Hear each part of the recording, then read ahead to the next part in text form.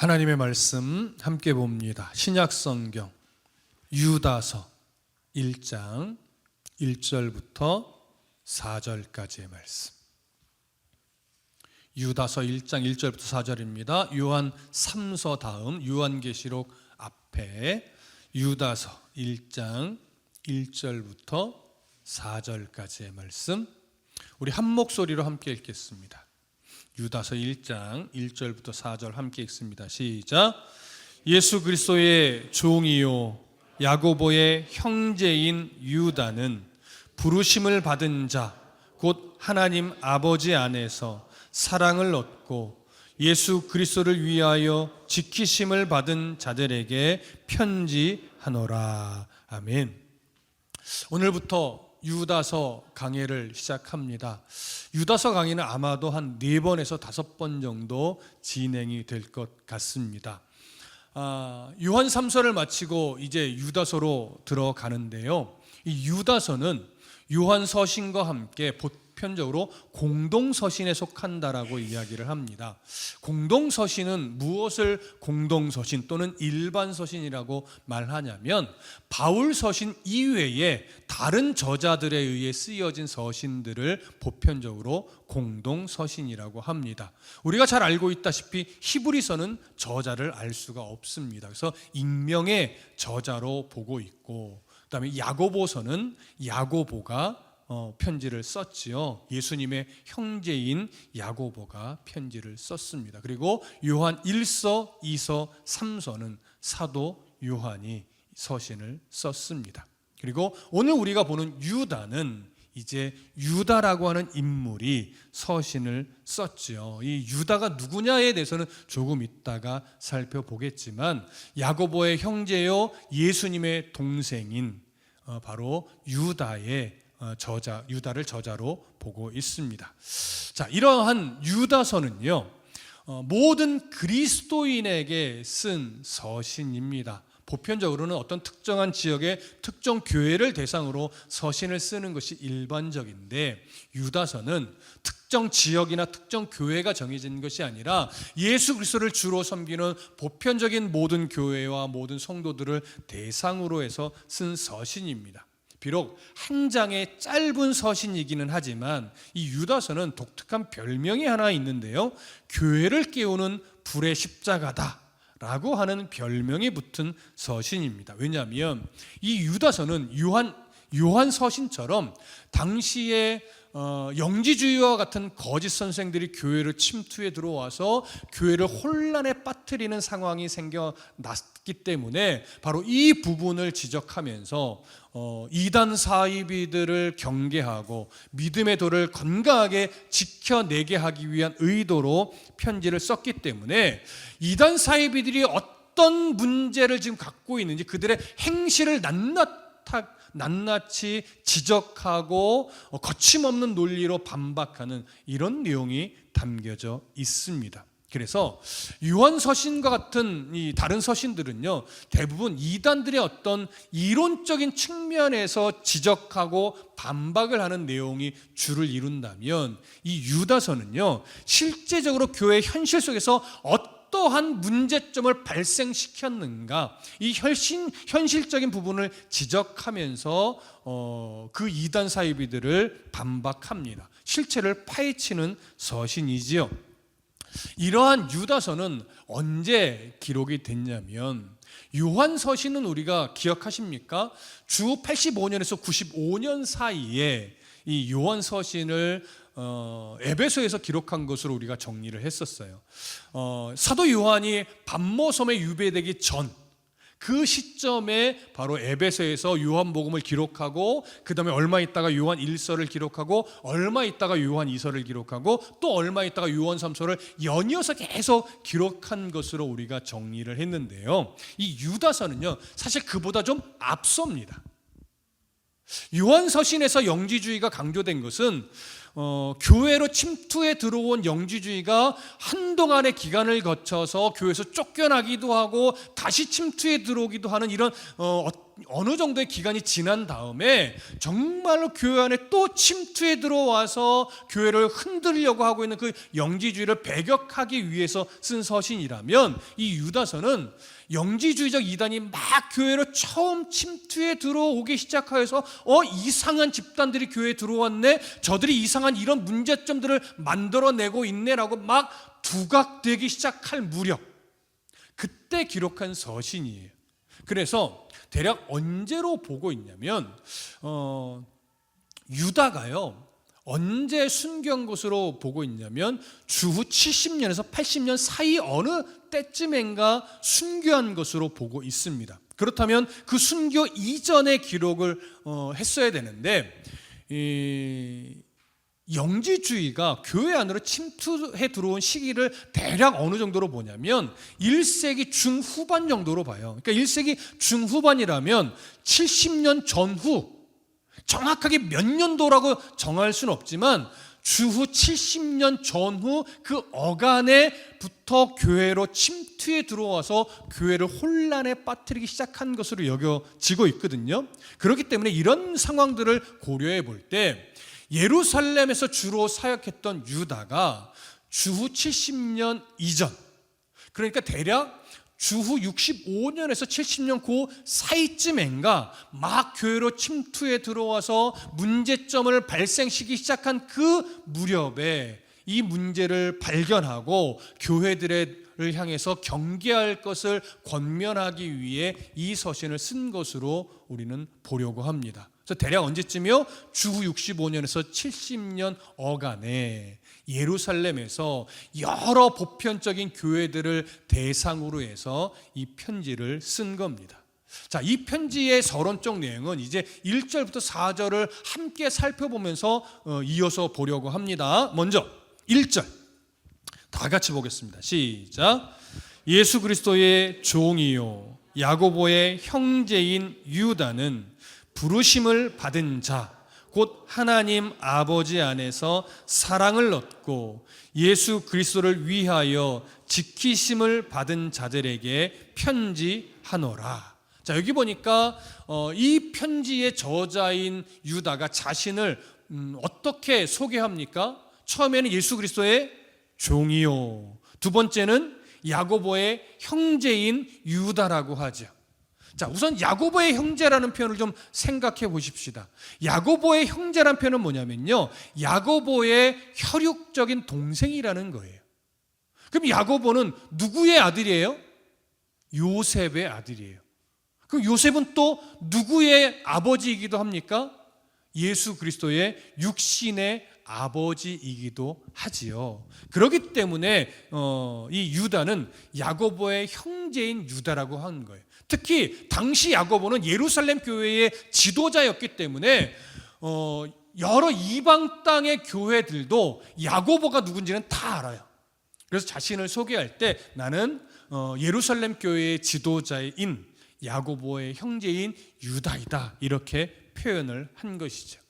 그렇기 때문에 우리가 마태복음 13장 55절에도 보면 이는 그 목수의 아들이 아니냐, 그의 어머니는 마리아, 그 형제들은 야고보, 요셉, 시몬, 유다라 하지 않느냐라고 하면서 예수님의 형제 중에 이 야고보와 유다가 이미 있음을 복음서에서도 정확하게 말해주고 있습니다.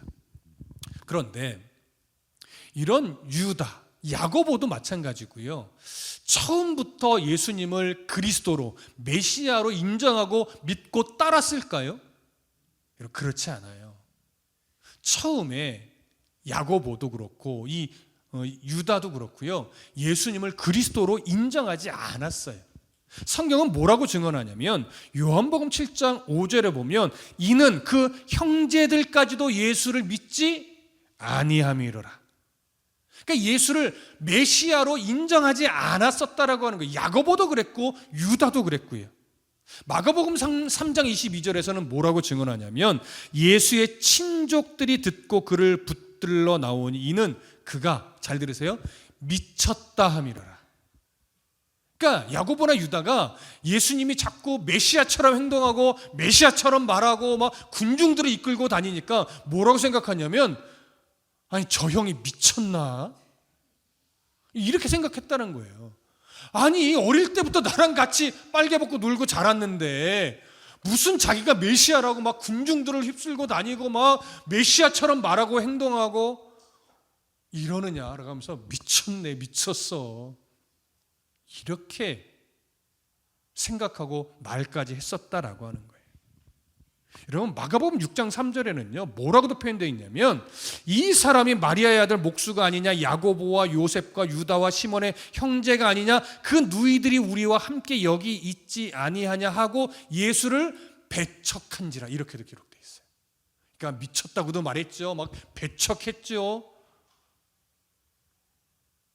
이렇게 예수를 그리스도로 인정하지 않았던 유다, 어릴 때부터 함께 자랐기 때문에 메시아로 볼 수가 없었던 유다, 그가 언제부터 예수를 그리스도로 메시아로 인정하게 된 걸까요? 바로 예수님이 부활하신 예수를 만난 이후, 예수 승천하시고 성령이 강림하여서 정말 예수가 누구이신지를 마음에 깊이 깨닫게 해주신 그 이후부터 예수를 주로 메시아로 인정하게 됐고, 예수님을 정말 신앙의 대상으로 섬기기 시작했는데요. 그래 유다가 지금은 예수를 뭐라고 표현하느냐, 1장 1절은 이렇게 말하죠. 예수 그리스도의 종이다.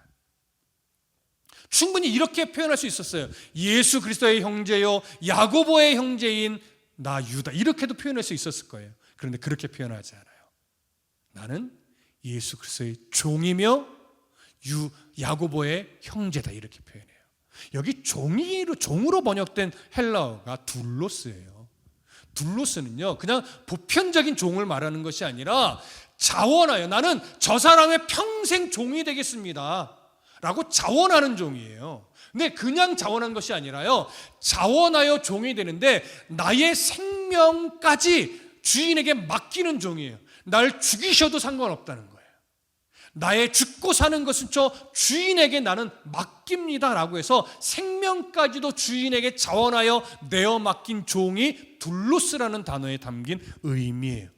그러니까 지금 유다는 예수 그리스도를 위해서 형제였던, 육신의 형제였던 그 예수 그리스도를 위해서 죽고 살기로 결심한 모습인 거죠. 이제 이후로는 자기의 유익을 구하지 않고 오직 예수 그리스도만을 위해서 내 생명까지도 바치겠다라고 하는 각오로 삶을 살게 되었다라고 하는 의미가 내가 예수 그리스도의 종이다라는 표현에 담겨 있습니다. 여러분, 이렇게 유다가 형제였던 예수님을 메시아로 인정하고 나는 그분의 종이다라고 표현할 수 있었던 것은 근본적으로는 부활의 예수를 만났기 때문이고, 성령의 강림으로 내주신 성령께서 깨닫게 해주시는 은혜가 있었기 때문이죠. 그건 근본적인 이유이고, 그로 인해서 무엇이 바뀌었기 때문이냐면 예수 그리스도를 바라보는 시선의 출발점이 바뀌었기 때문에 그래요. 이전에 예수를 그리스도로 인정하지 않을 때는 어떤 시선이 눈앞에 멈춰 있냐면 나의 형제인 예수라는 시선이 먼저 눈앞에 있는 거예요. 그러니 어릴 때부터 나와 함께 뛰어놀던 그 형제인 예수로 먼저 생각하니까 예수를 메시아로 온전하게 인정을 할 수가 없었던 거죠. 근데 그 신념이 바뀌니까 나의 육신의 형제이기 이전에 예수님은 하나님이셨다, 예수님은 메시아셨다, 이걸 먼저 생각하게 되니까 이제는 예수님을 형제로 바라보지 않게 된 거예요. 나는 그분의 뭐다? 종이다라고 고백할 수 있는 정말 올바른 신앙의 자세가 생겨날 수 있었던 것이죠. 오늘날도 다르지 않습니다. 우리가 동일하게 한 공간에서 예배하고 한 공간에서 찬송하고 기도하고 말씀을 전하며 듣지만 각자의 신앙의 수준은 다 다릅니다. 그럼 제3자가 당신의 신앙은 상급이요 중급이요 논할 수 있는 것이 아니고 그 신앙의 수준은 자기가 알고 하나님만 아는 거예요. 제3자는 아무도 알 수가 없어요. 그런데 그 신앙이 건강하게 자라지 못하는 이유가 뭔지 아십니까? 물론 여러 가지 이유가 있을 수 있겠지만 오늘 본문에 기록된 유다의 모습과 비교해서 우리가 이야기를 해본다면요, 우리는 예수 그리스도를 하나님이요, 메시아요, 전능하신 분이요, 나의 구원자요, 우리의 천국으로 하나님의 나라로 우리 인도할 마지막 때의 재판관이요, 이런 시선으로 먼저 바라보지 않고 그 메시아이신 예수 그리스도를 바라보면서 어떻게 하면 예수 그리스도를 통해 내가 성공할 수 있을까? 성공이라고 하는 그 시선을 앞에 두고 예수를 바라봐요.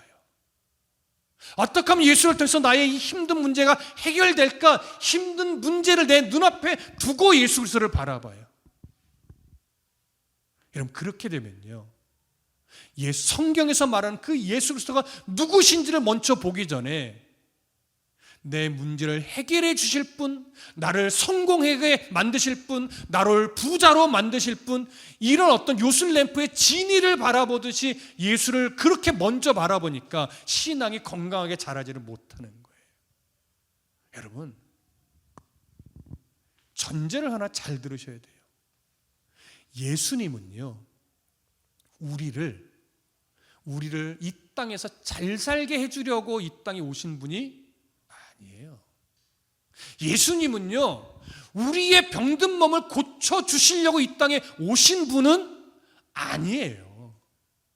예수님은요, 우리가 이 땅에서 겪는 여러 가지의 어떤 해결되지 못한 그런 문제점을 해결해 주시기 위해 오신 분은 아니에요. 그게 우선의 가치가 아니라고요. 예수님이 이 땅에 오신 이유는요, 우리의 힘으로는 그 원죄의 문제를 해결할 수 없기 때문에, 그것이 해결되지 않으면 하나님의 나라에 갈 수 없기 때문에 그 원죄의 문제를 해결해 주시기 위해 죄 없으신 자로 이 땅에 오셔서 우리가 죽어야 되는 그 자리에서 예수님이 대신 희생제물로 죽어 주신 거예요. 그분을 믿음으로 우리가 그 원죄의 문제가 해결되어서 하나님과의 관계가, 어그러진 관계가 회복이 되었고, 회복되었기 때문에 우리는 하나님 나라의 소망을 오늘도 견고하게 붙들고 살아가는 자가 된 거죠. 그 소망으로 살아갈 때에 우리가 하나님의 나라와 의를 구하며 살다 보니 때로는 하나님이 우리의 삶을 통해 하나님의 나라를 드러내고, 우리의 삶을 통해 하나님의 거룩하심을 드러내고, 우리를 통해 예수 그리스도가 전해지게 하기 위해서 때로는 이 땅에서도 잘되게 하는 복을 주시기도 하고, 이 땅에서 때로는 병고침의 은혜를 주시기도 하고, 이 땅에서 때로는 어떤 문제들을 해결함으로 말미암아 하나님이 어떤 분인지를 세상 가운데 드러내시는 거예요. 그러니까 성공적인 삶이나 병고침이나 문제 해결은 우선순위의 가치가 아니에요. 그런 모든 것들도 사실은 하나님의 나라를 드러내는 도구로서 하나님이 사용하는 거예요. 그리고 그런 문제들을 해결해 가실 때 하나님이 그 중간 매개체를 항상 무엇으로 쓰느냐? 사람의 기도를 통해, 목회자의 설교를 통해, 또 누군가의 어떤 상황을 통해 하나님 앞에 나아가 엎드리게 하고, 그 기도를 통해 하나님이 문제들을 해결하게 하거나 어떤 상황들을 더 하나님 뜻대로 세워가거나, 이렇게 일들을 해 나가시는 겁니다. 근데 우리가 신앙이 거꾸로 될 때가 많은 거예요. 마치 하나님은 나를 이 땅에서 잘되게 해주기 위해 존재하시는 분인 것처럼, 마치 내 병든 몸을 고쳐주시기 위해 이 땅에 오신 분인 것처럼 우선순위를 거꾸로 놓게 만들어요. 그런 것들이 민중신학, 해방신학, 이런 것들이 있는 거예요. 민중신학이나 해방신학 같은 종류의 신학은요, 하나님의 가치를 이렇게 낮춰요. 어떻게? 하나님은 이 땅에 모든 가난한 자들을 해방시키기 위해 오셨다. 여러분, 가난한 자들이 회복이 되고 모든 불평등이 해결되는 건 하나님 나라 가치 안에 있는 가치는 맞아요. 그렇게 하나님이 세상을 끌어가시죠. 하지만 그걸 위해 오신 분은 아니라는 거예요. 여러분, 이게 무슨 말씀인지 이해되시죠? 예, 그렇기 때문에 우리가 하나님을 바라보는 시선이 다시금 바르게 정립이 돼야 신앙이 건강해지고 신앙이 바르게 성장하는 거예요. 그래서 우리가 삶 속에서 무엇을 깨트리려고 노력하셔야 되냐면, 하나님을 바라볼 때 메시아이신 하나님, 창조주이신 하나님, 구원자이신 예수님을 먼저 바라보고 그 시선으로 내 삶을 바라보는 이 우선순위가 바뀌지 않도록 자꾸 내 문제라고 하는 그 문제를 내 앞에 두고 하나님을 바라보거나, 하나님 내가 이루고 싶은 것, 가지고 싶은 것, 이런 것들을 눈앞에 두고 예수를 바라보는 이런 시선들을 자꾸 깨트리는 훈련을 하셔야 돼요. 그게 깨져야 하나님이 어떤 분인지를 더 선명하고 명확하게 볼 수 있습니다. 그래야 우리도 우선적으로 하나님 앞에 나는 그리스도의 종이다라는 하는 표현을 동일하게 쓸 수 있는 거예요. 그래서 예수님이 주기도문에서도 뭘 가르쳐요? 하늘에 계신 우리 아버지여. 헬라어 어순으로 보면 아버지여 우리 하늘에 계신, 이렇게 돼요. 아버지를 강조하는 거예요. 아버지 되신 하나님과의 관계를 먼저 우리가 회복을 하고 누리고 그 시선으로 하나님을 바라봐야 돼요. 그 관계 속에서 모든 기도가 출발이 되는 거예요. 아버지 되신 하나님, 우리를 사랑하시는 아버지 되신 하나님, 우리의 머리털까지도 세신바 되신 아버지 하나님과의 관계 속에서 모든 신앙의 출발점, 삶의 출발점이 되어지기를 간절히 소망합니다. 그 유다가요, 이제 이 편지를 쓰는 대상에 대해서 오늘 1절에서 뭐라고 표현하냐면, 유다는 부르심을 받은 자, 곧 하나님 아버지 안에서 사랑을 얻고 예수 그리스도를 위하여 지키심을 받은 자들에게 편지하노라, 이렇게 이야기를 해요. 그래서 수신자에 대해서 먼저는 부르심을 받은 자라고 표현하는데, 이 부르심을 받은 자들이라는 표현은 어떤 의미냐면, 내 노력과 내 애씀과 내 종교적 열심으로 주님을 내가 찾았다는 것이 아니에요. 우리가 예수를 믿게 된 것은 나의 노력과 애씀으로 인한 결과가 아니라 하나님께서 나를 선택하여 부르신 결과, 우리는 구원의 백성이 되었다라고 하는 거죠. 그렇게 부르심을 입어 구원의 백성이 된 자들에게 편지한다, 이런 의미인데, 그렇게 부르심을 받은 자들에 대해서요, 두 가지로 더 부연하여 설명합니다. 그 첫 번째가 뭐냐면, 하나님 아버지 안에서 사랑을 얻은 자. 이건 동일한 의미예요. 하나님께서 그저 우리에게 아무런 이유나 조건 없이 그저 사랑으로 선택해서 구원의 은혜를 주셨다라고 하는 거예요. 이것이 우리로 하여금 오늘 유다는 이렇게 설명하는 거예요. 하나님 아버지 안에서 사랑을 얻은 자다. 여러분, 혹시 자기 노력으로 예수를 만났다고 생각하시는 분 있으십니까? 여러분, 그렇지 않습니다. 내가 열심을 다해 주님을 찾아 나선 결과 주님을 만난 것이 아니라, 하나님이 우리 안에 그런 마음들을 일으키셔서 결국 주님을 만나도록 섭리해 주신 결과 우리는 예수를 만났고 예수를 주로 고백하게 되었고 하나님의 자녀가 될 수 있었습니다. 그런 사랑의 은혜를 입은 자가 우리라는 의미이고, 그와 더불어 또 하나 어떤 표현을 했냐면, 예수 그리스도를 위하여 지키심을 받은 자들이다라고 이야기를 해요. 이게 정말 중요한 표현이에요. 여러분 다시 한번 보세요. 예수 그리스도를 위하여 지키심을 받은 자들, 이게 어떤 의미냐면, 하나님은 하나님 스스로가 사랑하여 선택하여 불러내므로 하나님께서 자기 자녀를 삼으셨단 말이에요. 그런데 그 자기 자녀를 삼으신 그 하나님께서 자기 자녀를 잃어버릴까요? 잃어버리지 않을까요? 잃어버리지 않는다는 거예요. 어떤 사이비 이단이 귓전에 미혹의 소리를 던져도 잃어버리지 않는다는 거예요. 잠시 한때 방황하여 그 이단의 마음을 뺏기는 흔적이 있을 수는 있으나, 하나님은 자기 자녀를 잃어버리지 않는다? 잃어버리지 않는다는 거예요.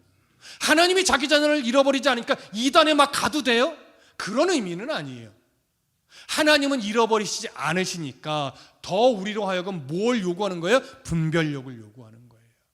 네가 빠진다 할지라도 내가 잃어버리지 않겠지만, 그럼에도 분별력을 갖고 그 이단 사이비의 왜곡된 소리에 마음을 빼앗기는 일이 없었으면 좋겠다, 이 얘기를 하는 거죠.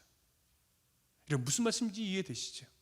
그것이 바로 유다가 말하는 예수 그리스도를 위하여 지키심을 받은 자, 그럼 이 지킨다라고 하는 것은 이단 사이비의 미혹에서도 지킨다는 의미지만 언제까지 우리를 그 견고한 믿음의 도에서 지켜낸다는 의미일까요?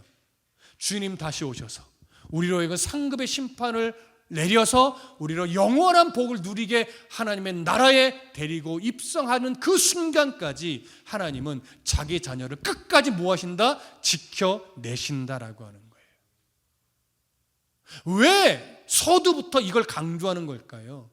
교회들이 지금 혼란에 빠졌어요. 그리고 어떤 성도들은요 두려워해요. 우리가 믿는 믿음이 잘못된 건가? 저들의 그 가치를 믿어야 구원에 이르는 건가? 내가 받은 이 구원이 조금 불완전한 건가? 이런 어떤 신앙적 혼란에 빠져 있는 거예요.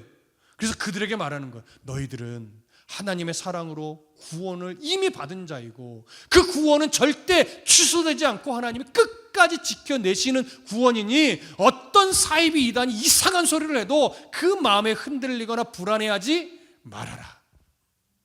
불안해할 필요가 없는 구원의 백성에게 내가 뭐한다? 편지를 쓰고 있다 이 이야기예요.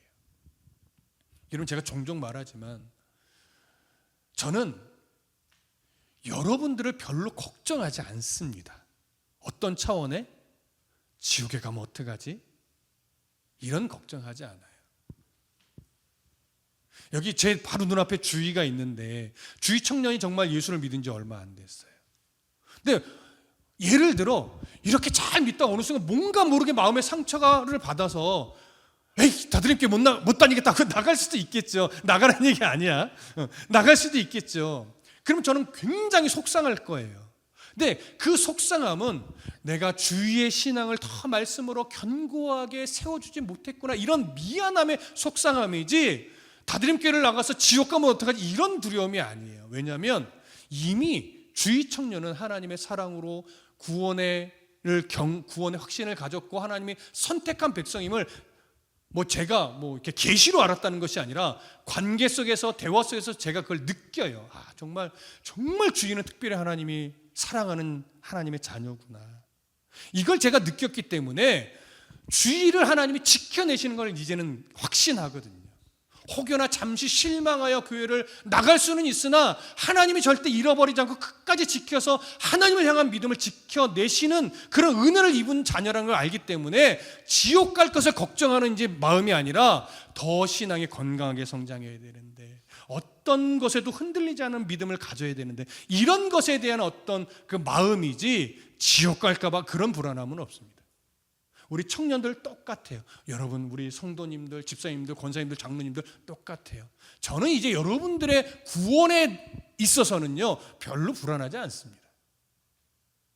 다만 신앙이 어떻게 하면 더 건강하게, 어떻게 하면 신앙이 더 바르게 자라날 수 있을까? 정말 어떻게 하면 더 어른의 신앙으로 하나님 보시기에 기뻐할 만한 그 어른의 신앙으로 계속 성장해 가실 수 있을까? 이런 걸 고민하는 것이지 지옥에 갈까 봐 이런 걱정은 안 합니다. 왜요? 그냥 저의 단순한 믿음이 아니라 성경이 이렇게 증언하고 있단 말이에요. 예수 그리스도를 위하여 지키심을 받은 자, 이건 오늘 우리 모두에게, 저를 포함하여 우리 모두에게 다 해당되는 말씀입니다. 그러니 혹여나 내일 예수님이 오신데 이런 이상한 소리 해도 두려워할 필요가 있어요, 없어요? 전혀 없습니다. 자, 이렇게 유다는 내가 지금 누구에게 편지를 쓰는지 언급한 다음에 그들에게 기원을 하나 하는데 2절에 보니까 긍휼과 평강과 사랑이 너희에게 더욱 많을지어다 이렇게 말합니다. 이 기원은 좀 특별한 의미가 있어요. 지금 이단 사이비 영지주의론에서 뭔가 불안해하고 신앙의 어떤 혼란을 겪고 있는 무리에게 편지를 쓰는 거기 때문에 긍휼이라고 하는 것은 지금 앞에서 언급했듯이 하나님의 긍휼의 사랑으로 인해서 구원의 백성이 된 자를 의미해요. 그런 하나님의 긍휼하심이에요. 구원으로 이끌어내신 하나님의 긍휼하심을 덧입고, 평강은 그런 하나님의 긍휼하심으로 인해서 어그러졌던 하나님의 관계가 회복됨으로 말미암아 마음에 뭘 누리게 돼요? 평안을 누리게 되는 자. 이것이 여기서 말하는 평강이에요. 그런데 그렇게 평강을 누린 자는 이제 사랑을 실천하며 살죠. 이건 어떤 사랑이에요? 예수님께서 십자가에 생명을 내어주신 희생의 사랑일 뿐만 아니라 내가 너희를 사랑한 것 같이 너희도 서로 사랑하라 말씀하신 그 계명의 사랑이에요. 그 사랑을 실천하게 되기를, 더 깊게 실천하게 되기를 기원하는 거예요. 그래서 내가 이 편지를 쓰는 수신지역의 모든 성도들아, 너희는 이미 예수 그리스도의 그 긍휼하심으로 구원의 백성이 되었고, 그로 인해서 하나님과의 관계가 회복되어 평안을 누리는 자가 되었고, 그 평안 속에서 너희들은 이제 이미 사랑을 실천하는 자가 되었으니 이 마음, 이 은혜를 잃어버리지 말고 더욱더 깊고 넓게 가져가기를 내가 축복한다. 이런 의미가 되는 거예요. 저도 동일해요. 정말 여러분들에게 긍휼과 평안과 사랑을 기원합니다. 더 깊어지시고 더 넓어지시기를 소망합니다. 자, 이제 유다가요, 이 편지를 쓰게 된 아주 중요한 이유를 이제 이야기를 하는데 3절과 4절 다 같이 읽겠습니다. 시작. 사랑하는 자들아, 우리가 일반으로 받은 구원에 관하여 내가 너희에게 편지하려는 생각이 간절하던 차에 성도에게 단번에 주신 믿음의 도를 위하여 힘써 싸우라는 편지로 너희를 권하여야 할 필요를 느꼈노니, 이는 가만히 들어온 사람 몇이 있음이라. 그들은 옛적부터 이 판결을 받기로 미리 기록된 자니 경건하지 아니하여 우리 하나님의 은혜를 도리어 방탕한 것으로 바꾸고 홀로 하나이신 주제 곧 우리 주 예수 그리스도를 부인하는 자니라. 자, 잘 들으세요. 3절에서 이렇게 시작했어요. 사랑하는 자들아. 이건 하나님의 은혜와 긍휼과 사랑을 받은 모든 성도들을 의미하죠. 그러면서 우리가 일반으로 받은 구원에 관하여 내가 너에게 편지하려는 생각이 간절하던 차에, 이건 뭐냐면 원래 유다가 이 영지주의의 문제로 편지를 쓰려는 생각이 원래는 없었어요. 원래는 구원의 교리를 조금 더 체계적으로 가르쳐야 되겠다라는 생각으로 구원론에 대해서 편지를 쓰려고 원래는 생각했던 거예요. 그래서 그걸 쓰려고 이제 준비를 하다가 보니까 소식이 들려오는 거예요. 여러 교회들 안에 영지주의라는 어떤 이상한 이단이 들어와서 이상한 소리를 가르치는데 성도들이 혼란을 겪고 있고 신앙이 자꾸 변질되고 있다, 이런 소식을 듣게 되니까 이 유다가 마음이 너무 불편한 거죠. 이게 구원론에 대해서 쓰기 전에 먼저 이 문제를 정리를 해줘야 되겠구나, 이런 생각이 들어서 구원론에 대해서는 나중에 쓰기로 하고 너희들이 지금 혼란을 겪고 있는 그 문제에 대해서 내가 먼저 편지를 쓰려고 해 라는 그 의도를 밝히는 거예요. 자, 이해되시죠? 자, 그래서 사랑하는 자들아, 우리가 일반으로 받은 구원에 관하여 내가 너에게 편지하려는 생각이 간절하던 차에 이제 좀 생각이 바뀌었다. 왜 생각이 바뀌었냐면 성도에게 단번에 주신 믿음의 도를 위하여 힘써 싸우라는 편지로 너희를 권하여야 할 필요를 느꼈기 때문이다, 이런 얘기예요. 이단들로 인해서 교리적 혼란과 신앙의 변질을 지금 맞고 있으니 너희들에게 이미 주어진 예수 그리스도로 인하여 단번에 주어진 이 구원의 이 교리, 도를 너희들에게 온전하게 지켜라라고 말하기 위해서 다시금 이 이단에 대한 문제로 내가 편지를 쓰게 되었다, 이런 의미로 이 내용을 말한 겁니다. 그러고 나서 이제 이단에 대해서 언급을 하는데 4절 다시 한번 다 같이 읽을게요. 4절 시작. 이는 가만히 들어온 사람 몇이 있음이라. 그들은 옛적부터 이 판결을 받기로 미리 기록된 자니 경건하지 아니하여 우리 하나님의 은혜를 도리어 방탕한 것으로 바꾸고 홀로 하나이신 주제 곧 우리 주 예수 그리스도를 부인하는 자니라, 이렇게 돼요. 자, 가만히 들어온 몇 사람, 이게 영지주의자들이요, 처음에 교회로 들어올 때도 조용히 마치 순의 전도자처럼 위장하고 들어온 거예요. 그래서 마치 하나님의 고급한 말씀을 가르치는 것처럼 이야기를 했으나 가만히 들어보니 그건 기독교의 그 진리를 훼손하는 진리였던 거죠. 이런 이단들은 이미 옛적부터 구전이라든가 어떤 기록물로부터 이미 뭐라고 쓰여졌었냐면 하나님 앞에 멸망의 심판을 받을 자들이라고 이미 판결이 되어 있다라고 하는 거예요. 그러니 그런 이단들은 그런 판결이 이미 선고된 자들인데 그들의 소리에 귀를 기울이면 된다 안 된다? 안 된다라고 하는 거예요. 그러면서 지금 그 당시의 교회로 침투해 들어온 이단들이 자꾸 어떻게 기독교 교회를 왜곡시켰냐면 중간부터 보세요. 경건하지 아니하여 우리 하나님의 은혜를 도리어 방탕한 것으로 바꿨대요. 이게 첫 번째예요. 두 번째는 홀로 하나이신 주제 곧 우리 주 예수 그리스도를 부인했대요. 자, 이 두 가지를 볼게요. 자, 첫 번째, 경건하지 아니해서 하나님의 말씀을 믿지 않아서 하나님의 말씀에 순종하는 자들이 아니기 때문에 그들은 첫 번째 우리 하나님의 은혜를 도리어 방탕한 것으로 바꿨대요. 여기 방탕이라고 하는 것은요 어떤 의미냐면 성적 부도덕, 성적 타락을 의미하는 거예요. 그러면 이들이 성적 타락의 교리를 그럴듯하게 성도들에게 미혹하는 방법이 뭐였죠? 영지주의들이 주장하는 이원론이었어요. 우리 요한 2서, 요한 3서에서도 이야기했듯이 영지주의는 이원론인데 영은 선하고 육은 악하다는 이 기본적인 바탕에서 시작이 돼요. 영은 선하고 육은 악하니 육에 갇혀져 있는 선한 영을 해방시켜야 된다는 거예요. 그러기 위해서 어떻게 해야 되느냐? 첫 번째는 철저하게 금욕해야 된다. 육체적인 욕망을 눌러야 된다. 그래서 수도원주의가 생겨요. 세상과 단절.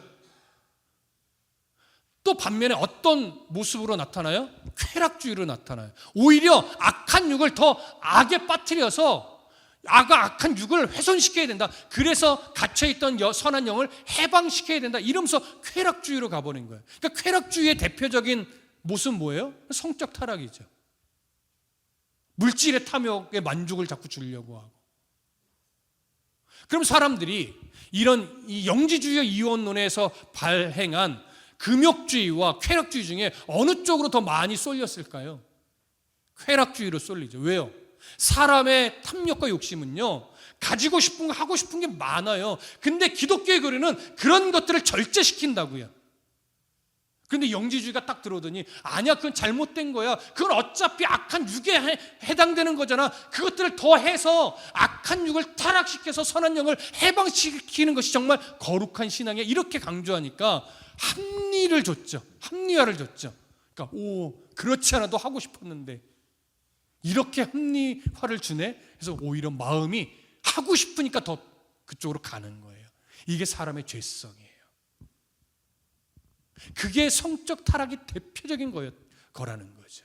그래서 하나님의 은혜를 뭘로 바꿨어요? 방탕한 것으로, 성적 타락으로 바꿨다는 얘기예요. 이건요 모든 이단들 사이비 안에 다 있어요. 다. 대표적인 거 하나만 이야기해 볼까요? 통일교 교리 중에 피가름 교리가 있어요. 이게 뭔지 아세요? 인간의 이 타락은 뭐에서부터 시작됐느냐? 성적 타락에서부터 시작됐다고 주장해요.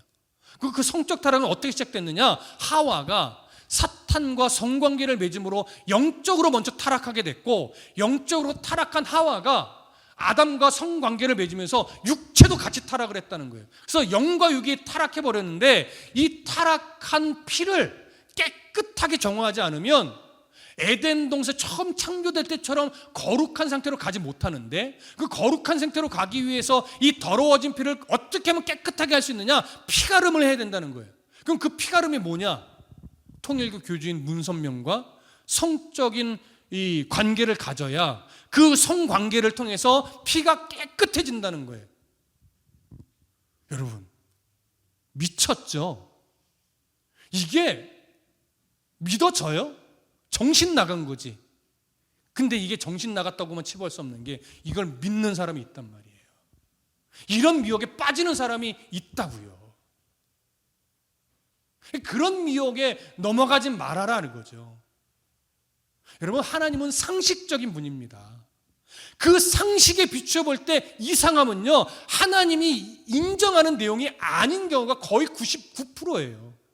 상식적으로 좀 생각해 보세요. 이게 맞나? 상식적으로 이게 틀렸으면요, 하나님이 인정하는 내용이 아닐 경우가 훨씬 많아요. 이런 상식적이지 않은 걸 거룩한 것처럼 포장해서 종교심에 자극하는 거, 이게 뭐냐면 하나님의 은혜를 방탕으로 바꾸는 것과 똑같은 거예요. 근데 그거에 우리의 탐욕스러운 종교심이 스스로 넘어가는 거예요. 탐욕스러운 종교심이. 이걸 이겨내셔야 돼요. 이걸 지켜내는 게 믿음의 도를 힘써 싸우라고 하는 말씀의 의미예요. 그러니까 이건 막 주먹질해서 싸우라는 것이 아니고 정말 복음의 가치가 무엇인지를 잊지 말아라. 구원의 도리가 뭔지를 잊지 말아라. 너는 이미 천국 백성이고 하나님이 너의 신앙을 지켜낸다. 그 어떤 것으로도 끊어내지 못한다. 이 아주 기본적인, 아주 상식적인 구원의 기초를 흔들리지 말아라는 거예요. 잊지 말아라는 거예요. 이게 힘써 싸우라는 표현의 의미입니다. 그리고 홀로 하나이신 주제, 곧 우리 주 예수 그리스도를 부인하는 자다. 이건 뭐냐면 이들은 영은 선하고 육은 악하다는 그 이상한 교리적 바탕 위에서 예수님은 선한 영이시지 약한 육을 입을 수 없다. 그래서 그리스도의 인성을 부정했어요. 예수 그리스도의 인성을 부정하니까 예수 그리스도의 영육 간의 부활도 부정하죠. 영육 간의 부활을 부정하니까 내세를 부정해요. 내세를 부정하니까 뭐에 집중해요? 현재의 천국. 현재 지금 살아가는 이 땅에서 살아가는 것이 천국이 되어야 된다. 이렇게 말해요. 되게 그럴듯하죠. 여러분, 예수를 믿는 이유가 뭐예요? 지금 행복하게 살자는 거예요 라고 말하면 그럴듯해서 아멘 하실 것 같지만 아멘 하면 안 되는 거예요. 여러분, 예수를 믿는 이유는요, 지금 이 땅에서 행복하게 살자가 아니에요. 이미 가장 복된 삶을 누리는 하나님의 나라가 이미 우리에게 주어졌으니 그 나라 가기까지 이 땅의 삶이 고될지라도 영육간의 성화의 훈련을 받아서 더 거룩해지는 싸움을 하고 우리의 이 싸움을 통해서 하나님의 나라가 정말 실제하다는 걸 세상 가운데 보여주면서 그 나라에서 가장 복된 삶을 소망하며 살아가는 거예요. 그러니 고된 인생 속에서도 행복을 누릴 수 있는 것이지 이 땅에서 행복한 것이 복음입니다. 이건 잘못된 교리예요. 여러분, 무슨 말씀인지 이해되시죠? 그렇게 자꾸 이상한 교리들이 우리들의 정욕의 그 만족에 합리화시키는 것으로 자꾸 왜곡시키고 바꾼단 말이에요. 그런 것들이 오늘 4절에서 말하고 있는 하나님의 은혜를 도리어 방탕옥과 맞바꾸는 행위의 모습이에요. 여러분, 신앙을 지켜내셔야 됩니다. 말씀을 근거로 지켜내셔야 됩니다. 그러니 사이비 이단들의 이상한 소리, 뭔가 좀 이상해, 그런 문제가 있는 것이니 그런 이단 사이비들이 여러분들 귓잔에 달콤하게 속삭인다 할지라도 절대 그런 달콤한 속삭임에 마음을 빼앗기지 마시고 우리에게 이미 주어진 이 하나님의 말씀을 근거로 하나님의 말씀을 바르게 배우면서 건강하게 신앙을 지켜가시기를 간절히 소망하고 축복합니다. 기도하겠습니다.